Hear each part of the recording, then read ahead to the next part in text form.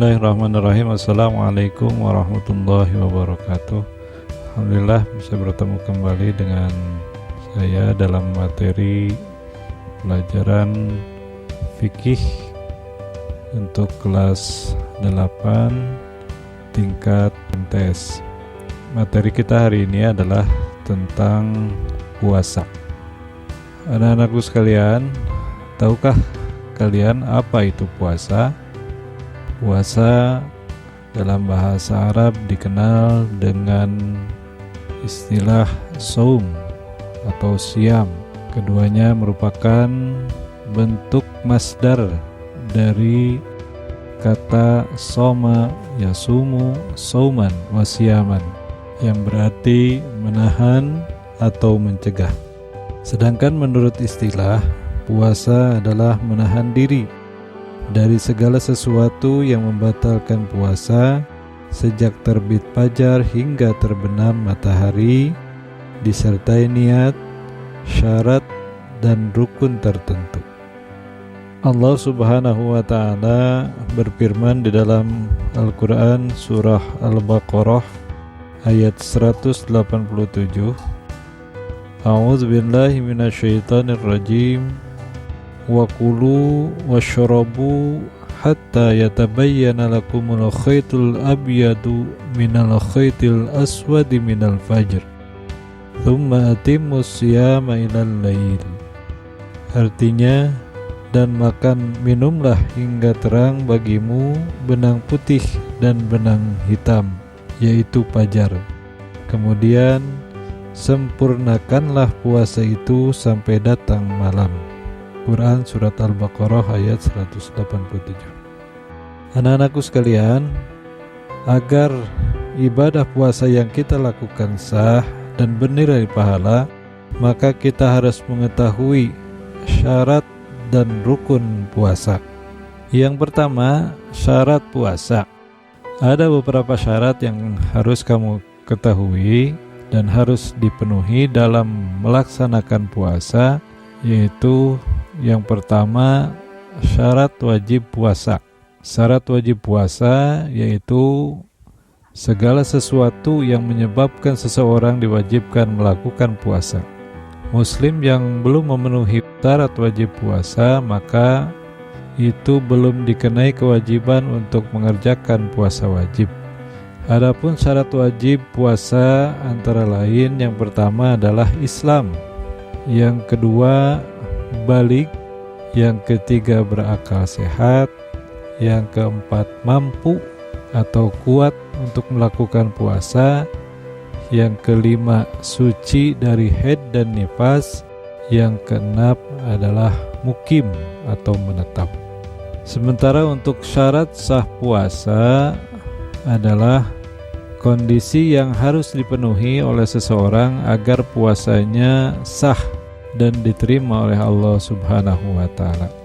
Syarat sah puasa antara lain, yang pertama Islam, yang kedua mumayyiz, artinya mumayyiz adalah bisa membedakan yang baik dan buruk, yang ketiga suci dari haid dan nifas, yang keempat berpuasa bukan pada hari-hari yang diharamkan. Selanjutnya, selain syarat, yang harus diperhatikan juga adalah rukun puasa. Pada waktu kita berpuasa, ada dua rukun yang harus dipenuhi, yaitu yang pertama niat, yaitu menyengaja untuk berpuasa. Niatnya adalah nawaitu shauma ghadin an adai fardhi syahri ramadhana halis sanati imanan wahtisaban lillahi ta'ala. Itu kalau niat puasa Ramadan, niat puasa wajib Ramadan. Itu salah satu contoh niat. Kemudian yang kedua rukun puasa itu adalah meninggalkan segala sesuatu yang membatalkan puasa, mulai dari terbit fajar hingga terbenam matahari, atau mulai dari subuh sampai waktu maghrib. Selanjutnya anak-anakku sekalian adalah hal-hal atau amalan-amalan sunnah yang bagus dilakukan pada saat kita berpuasa. Jadi ada istilah sunnah puasa, sunnah-sunnah yang dilakukan ketika kita melakukan puasa. Yang pertama adalah makan sahur. Kemudian yang kedua, mengakhirkan makan sahur. Jadi sunnah itu makan sahur di akhir mendekati waktu imsak atau sebelum fajar terbit. Yang ketiga, sunnah puasa itu adalah menyegerakan berbuka setelah masuk waktu maghrib. Jadi disunatkan berbuka itu segera mungkin, tidak boleh dilambat-lambat. Kemudian sunnah puasa selanjutnya adalah membaca doa ketika berbuka puasa. Selanjutnya banyak sunnah-sunnah puasa yang lain seperti memberi makan atau memberi makanan kepada orang yang berbuka puasa, meninggalkan hal-hal yang akan menghilangkan nilai puasa, memperbanyak amal soleh, kemudian i'tikaf. Itulah sunnah-sunnah yang harus kita lakukan agar puasa kita bernilai, mempunyai nilai lebih di hadapan Allah Subhanahu wa Ta'ala. Selanjutnya, yang perlu diperhatikan juga ketika kita berpuasa adalah untuk meninggalkan hal-hal yang dimakruhkan ketika berpuasa.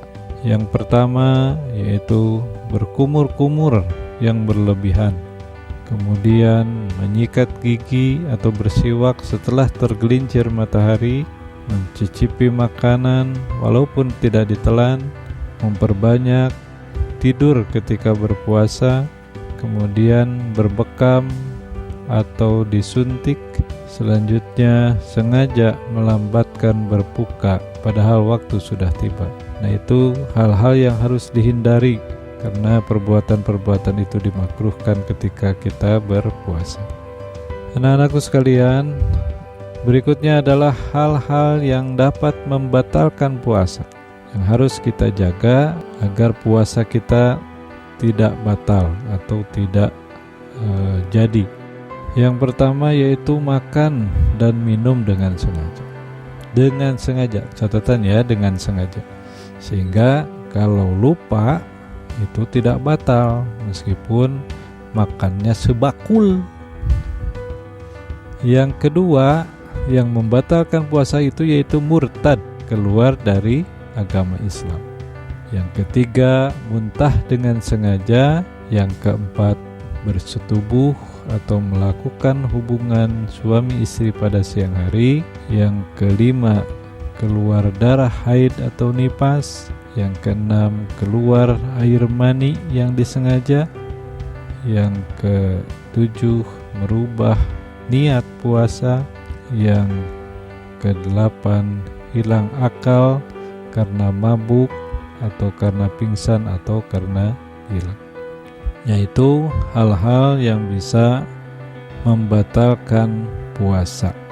Anak-anakku sekalian, selanjutnya apa macam-macam puasa? Dilihat dari segi hukumnya, puasa itu dibedakan menjadi 4 macam. Antara lain puasa wajib, yaitu puasa yang jika dilakukan mendapatkan pahala dan jika ditinggalkan mendapat dosa. Contoh dari puasa wajib yaitu puasa di bulan suci Ramadan, kemudian puasa nazar dan puasa kifarat. Selanjutnya ada juga puasa itu selain puasa wajib yaitu puasa sunnah, yaitu puasa yang apabila dilakukan mendapatkan pahala, sementara kalau ditinggalkan tidak mendapat dosa. Banyak sekali macamnya puasa sunnah, antara lain yaitu puasa Senin Kamis, puasa Daud, puasa Arafah, puasa di bulan Muharram, dan lain sebagainya. Puasa juga ada yang disebut dengan puasa makruh atau dihukumi makruh, yaitu puasa yang lebih baik ditinggalkan. Contohnya Kalau kita sedang sakit gitu ya, nah itu lebih baik meninggalkan puasa atau lebih baik tidak berpuasa. Puasanya puasa sunnah, karena itu makruh hukumnya kalau kita memaksakan diri berpuasa dalam kondisi kita sedang sakit. Untuk puasa sunnah tentu saja.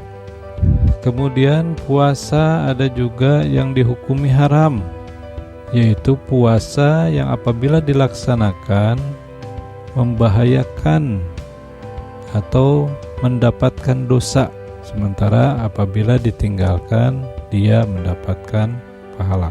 Untuk puasa haram itu yaitu puasa di hari raya Idul Fitri dan Idul Adha, kemudian puasa di hari Tasyrik, itu termasuk puasa yang haram. Selanjutnya, apa yang dapat diambil atau hikmah berpuasa? Yaitu yang pertama, puasa dapat menyehatkan badan kita, yaitu hikmahnya, hikmah melaksanakan puasa. Dan hikmah yang paling pokok adalah bisa meningkatkan iman dan takwa kita kepada Allah, bisa menumbuhkan rasa solidaritas terhadap sesama manusia, bisa melatih kesabaran, dan bisa melatih kedisiplinan dan keteraturan hidup. Itu hikmah yang bisa kita ambil kalau kita melaksanakan ibadah puasa. Anak-anakku sekalian, itulah mungkin materi untuk puasa pada sesi kali ini. Semoga bisa bermanfaat. Terima kasih. Assalamualaikum warahmatullahi wabarakatuh.